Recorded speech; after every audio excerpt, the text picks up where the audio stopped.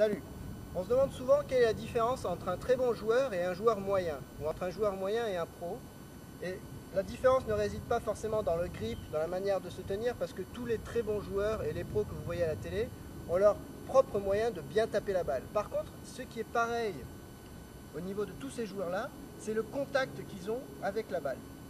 Et pour vous montrer ça, je vais vous faire une série de 8 balles, et vous verrez que le contact, un bon coup de golf avec un fer, le club descend sur la balle, contacte d'abord la balle et ensuite le sol. Et si votre contact est régulier, vous êtes sûr d'avoir que des bons coups. L'idée est donc de se mettre sur un practice sur herbe, d'aligner ses balles. Donc on pourrait très bien mettre un coup de bombe de peinture qui représenterait ces balles et de taper ces balles et que le club arrive d'abord sur la balle et ensuite sur l'herbe.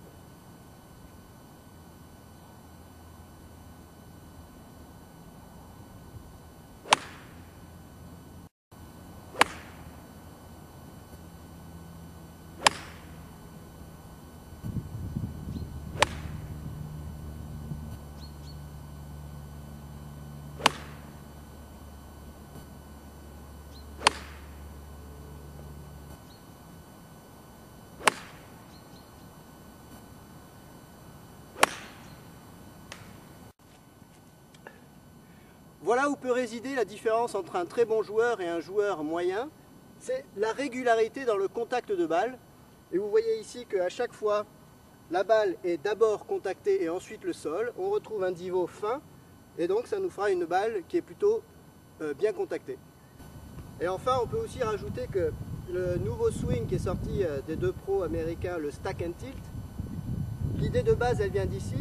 Elle vient du fait que pourquoi dans un swing aller vers l'arrière et ensuite vers l'avant pour avoir un contact difficile à retrouver, et pourquoi pas toujours avancer dans la balle, avancer au backswing et avancer à travers le follow-through.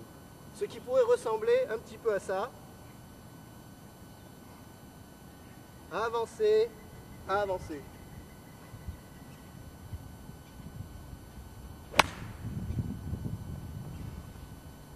Voilà un peu la base du stack and tilt, toujours avancer dans la balle pour avoir un contact de balle descendant sur la balle et un niveau qui est devant la balle.